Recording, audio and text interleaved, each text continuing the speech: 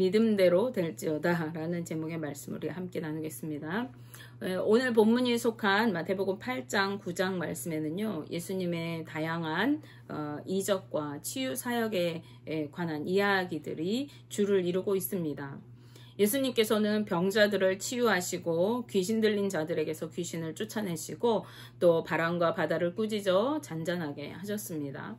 이러한 이적들을 행하신 것은요, 예수님의 신성을 나타내시기 위한 것입니다. 즉 예수님께서 우리 생명의 주관자 되시고 온 우주 만물을 다스리시고 통치하시는 하나님 되심을 나타내시기 위한 것입니다.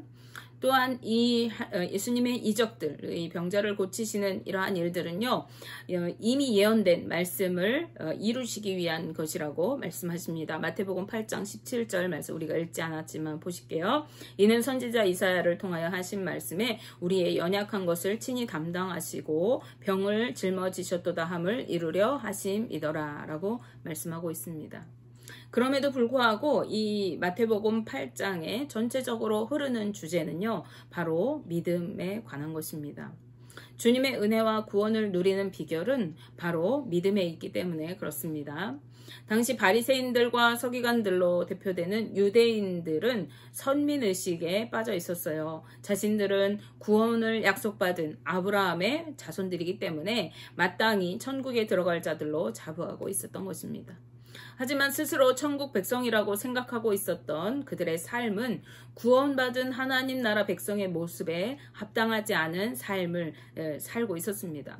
따라서 마태복음 8장 11절 12절 말씀에서 예수님께서는 이렇게 말씀하십니다. 또 너에게 이르노니 동서로부터 많은 사람이 이르러 아브라함과 이삭과 야곱과 함께 천국에 앉으려니와 그 나라의 본 자손들은 바깥 어두운 데 쫓겨나 거기서 울며 이를 갈게 되리라. 아멘. 즉 온 사방에 있는 모든 나라에서 하나님 나라에 이를 만한 자들이, 믿음의 사람들이, 구원받은 자들이 생겨나게 될 것이지만 정작 본 자손인 유다 사람들은 바깥 어두운 곳으로 쫓겨나서 울며 이를 갈리라 라고 말씀하고 있습니다. 이 말씀은 당시 유대인들이 천국에 합당한 삶을 살지 못하고 있었음을 의미하는 것이죠. 이것은 본문의 앞부분인 마태복음 5장에서 7장에 기록된 산상수훈의 말씀의 내용이 천국 시민으로서 너희가 어떻게 살아야 하는가, 삶의 내용을 말씀하시는 것으로 연결되게 됩니다.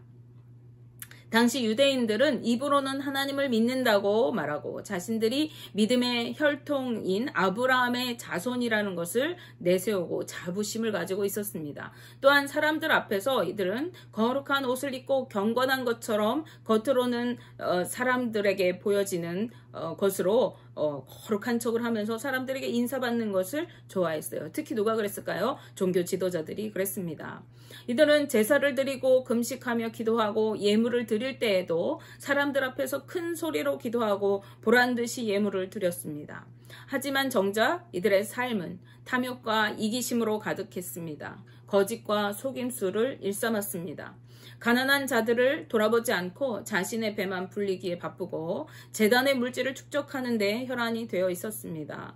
또 뇌물을 받고 부정한 판결들을 집행하였습니다. 이들은 온전한 믿음으로 살지 못하고 외식하는 삶을 살면서도 자신들의 혈통을 내세우면서 구원을 확신하고 있었던 것입니다. 따라서 본문 말씀이 나타내는 의미는 우리로 하여금 주님의 은혜와 구원의 능력을 누릴 수 있게 하는 것이 단지 혈통으로나 겉으로 보여지는 행위적인 모습이 아니라는 것을 말씀하는 것입니다. 외식적인 예배와 기도, 그리고 사람들에게 보여주기 위한 구제와 예물 등과 같은 그러한 조건으로 우리가 구원받을 수 없다는 것입니다. 우리에게 구원을 이루고 하나님의 은혜를 누릴 수 있게 하는 것은 오직 믿음이라는 것입니다. 오늘 본문 말씀에는 예수님으로부터 놀라운 예수님을 놀라게 하고 이러한 믿음을 내가 본 적이 없다라고 하는 소리를 들었던 그 한 사람이 등장합니다. 그는 로마의 백부장으로서 100명의 군대를 통솔할 수 있는 권력자였습니다. 그렇지만 당시 유대인들이 경멸하던 이방인의 신분이었습니다. 하지만 예수님께서는 그의 믿음을 놀랍게 여기시면서 이스라엘 중에 아무에게서도 내가 이만한 믿음을 보지 못했다라고 칭찬하십니다. 그 누구도 갖지 못한 믿음을 그가 소유하고 있었다는 것입니다. 마태복음 8장 10절 말씀 보실까요? 예수께서 들으시고 놀랍게 여겨 따르는 자들에게 이르시되 내가 진실로 너에게 이르노니 이스라엘 중 아무에게서도 이만한 믿음을 보지 못하였노라 라고 말씀하십니다. 예수님께 칭찬받은 백부장의 믿음은 어떠한 믿음이었고 무엇이 달랐을까요? 그는 자신의 하인이 중풍병으로 앓아 누워서 괴로워하고 있는 모습을 보고 예수님께 나아가서 하인을 고쳐주시기를 간청하였습니다. 이는 그가 하인 한 사람까지라도 아낄 줄 아는 사랑이 많은 사람이었다는 것을 우리에게 보여주는 것이죠. 예수님께서는 그의 간청을 들으시고 내가 가서 그 하인을 고쳐주겠다라고 말씀하십니다. 그러자 이 백부장은요, 감사하고 좋습니다 하는 것이 아니라 예수님께서 직접 우리 집에 오시는 것을 나는 감당하지 못하겠다고 말씀드립니다. 그러면서 그저 이곳에서 말씀만 하셔도 내 하인이 나을 것입니다. 낫겠습니다. 나을 것을 믿습니다. 라고 말을 합니다. 백부장이 하는 말을 통해서 우리는요, 그가 예수님을 어떤 마음으로 지금 대하고 있는지를 알 수가 있어요. 그는 예수님을 두려워할 만큼 경외하는 마음으로 지금 예수님 앞에 서 있는 것입니다. 즉 예수님을 메시아요 하나님의 아들로 인정하고 있고 그렇기 때문에 감히 그 예수님이 자신의 집에 오시는 것을 감당할 수 없다고 말씀하고 있는 것입니다. 또한 메시아이신 예수님의 말씀 한마디면 능히 하인의 병이 낫게 될 만큼 능력의 주님으로 예수님을 전적으로 신뢰하는 마음을 내세우고 있다는 것을 우리가 알 수 있어요. 이방인이었던 그가 유대인들도 갖지 못한 이러한 믿음을 소유한 것을 보시고 예수님은 놀라셨던 것입니다. 그리고 그에게 가라 내 믿은 대로 될지어다 라고 말씀하십니다. 그리고 그가 믿은 대로 그의 하인은 나음을 얻었습니다. 마태복음 8장 13절 말씀이죠. 예수께서 백부장에게 이르시되 가라 내 믿은 대로 될지어다 하시니 그 즉시 하인이 나으니라 라고 말씀합니다. 이때도 예수님의 말씀을 들은 백부장은 의심 없이 집으로 돌아갔을 것이에요. 그리고 그의 믿음으로 질병에서 구원받은 하인을 보고 그는 무척이나 기뻐했을 것입니다.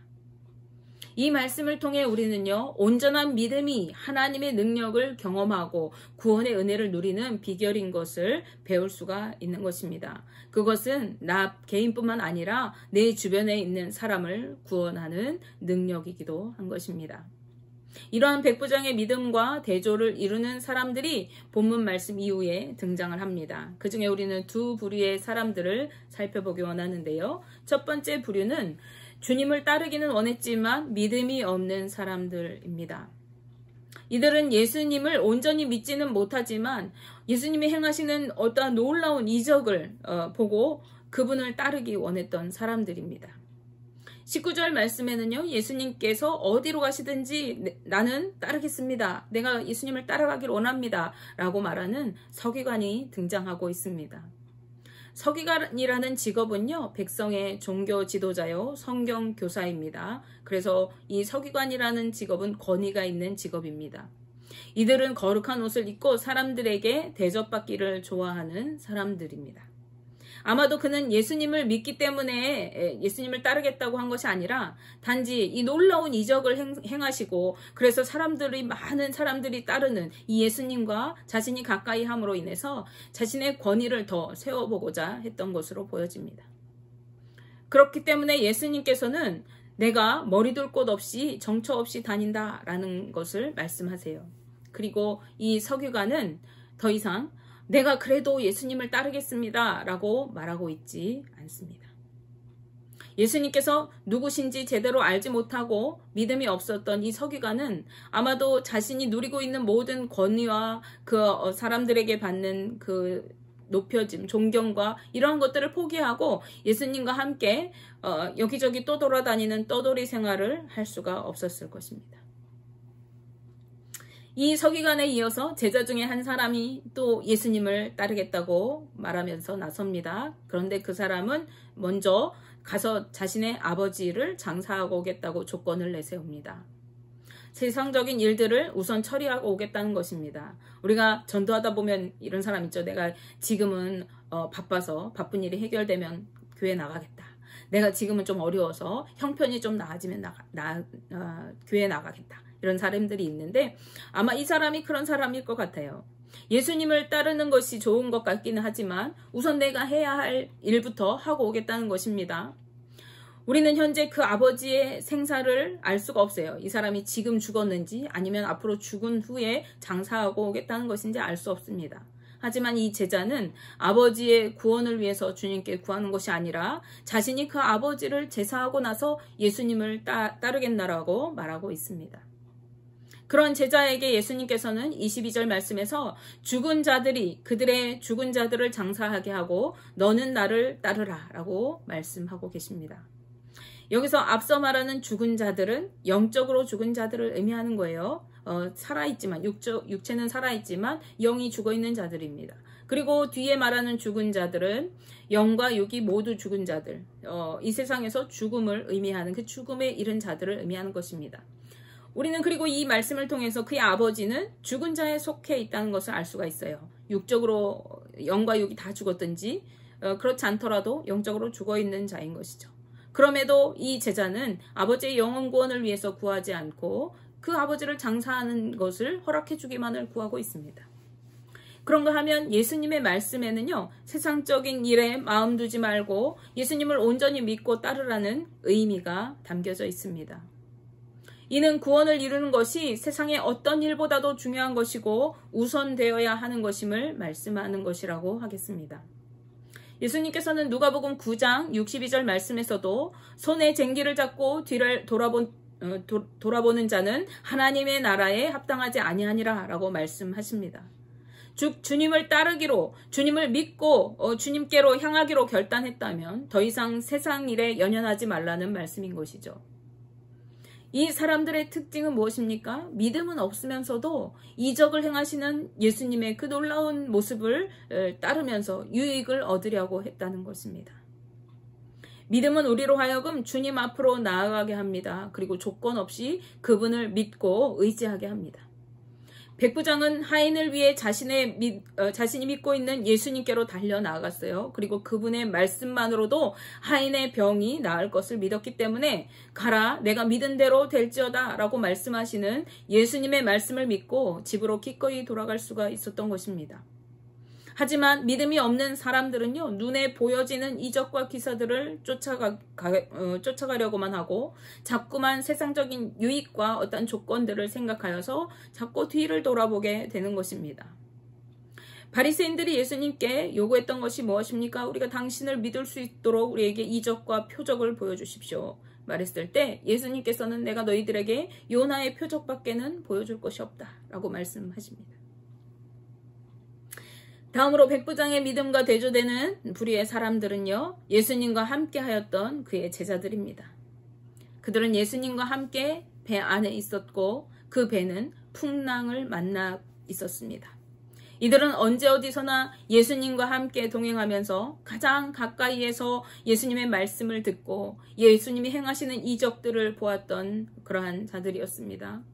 그런데 이들 역시 여전히 예수님께서 누구이신지 알지 못하고 믿음이 없었습니다. 이들은 영적으로 아직도 무지하였던 것입니다. 그렇기 때문에 풍랑 가운데 풍랑을 만나서 자신들이 죽음의 위기가 닥쳐왔을 때 무서워서 두려움에 떨었다고 성경은 말씀합니다. 그들은 자신들이 지금 누구와 함께하고 있는지 알지 못했어요. 예수님을 생명의 근원이시고 온 우주 만물을 통치하시는 메시아로 온전히 믿지 못하고 있었기 때문에 죽음 앞에 두려워하고 있었던 것입니다. 제자들은 예수님을 다급히 깨우면서 주여 구원하소서 우리가 죽겠나이다 라고 소리쳤습니다. 그리고 예수님께서 풍랑을 꾸짖어 잔잔케 하시는 그 모습을 보자 이들이 너무 놀라워하면서 이 사람이 어떤 사람이기에 바람과 바다도 순종하는가 라고 말합니다. 이 사람이 어떤 사람이기에 라고 말합니다. 단지 예수님을 어떤 놀라운 능력을 행하는 인간으로 보고 있다는 것이죠. 우리가 믿음이 있을 때 우리는 어떠한 상황에도 두려워하지 않을 수가 있습니다. 주님이 함께 하심을 믿고 그분을 온전히 신뢰하게 되기 때문이죠. 그러나 믿음이 없을 때 우리는 작은 바람에도 두려워하고 요동치게 됩니다. 수선을 떨고 난리 법석을 떨게 되는 것입니다. 예수님께서는 그런 제자들의 믿음 없음을 꾸짖으셨습니다.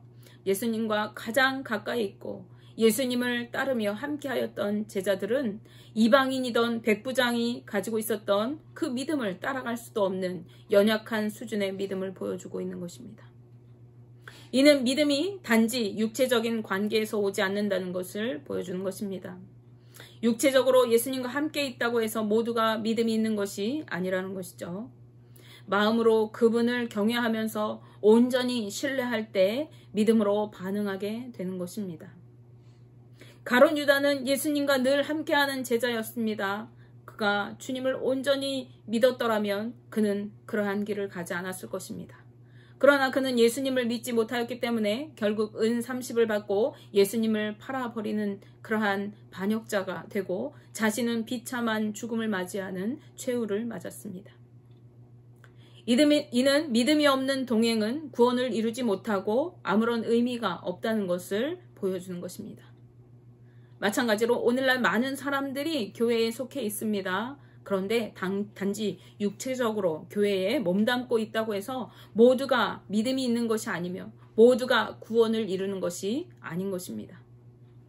온 마음으로 하나님을 경외하며 순전한 마음으로 그분을 신뢰하고 말씀대로 순종하여 살아가는 사람들이 믿음의 사람들이요 구원의 사람들인 것입니다.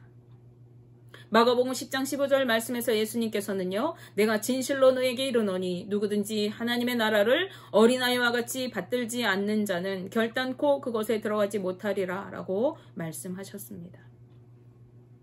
어린아이와 같이 의심 없이 하나님을 믿고 의지할 때 구원의 은혜를 누리고 하나님의 능력을 경험하게 되는 것입니다. 그런데 대부분의 사람들은 하나님의 말씀을, 하나님의 그 은혜를 의심하면서 판단하면서 그것들을 내 생각으로 재단합니다. 하나님 말씀이 들려질 때 이 말씀이 진짜일까? 이것이 맞는 말씀일까? 의심하고 끊임없이 그것들을 증명해내려고 합니다. 하지만 어린아이들은 어떤가요? 이것이 하나님의 말씀이다 하면 그대로 받아들입니다. 예수님은 그렇게 하나님의 나라를 받들어 섬기는 자, 그렇게 하나님의 말씀을 받는 자들이 하나님의 나라를 들어가게 되는 자, 하나님의 나라에 합한 자라고 말씀하시고 있습니다. 눈에 보여지는 것이 없어도 풍랑 같은 어려움이 우리를 위협한다고 해도 우리와 함께 하시고 보호하시는 하나님을 의심 없이 믿는 믿음으로 주님 앞에 나아갈 때 우리는 구원의 은혜를 누리게 되는 것입니다. 하나님은 우리의 믿음을 보고 역사하십니다.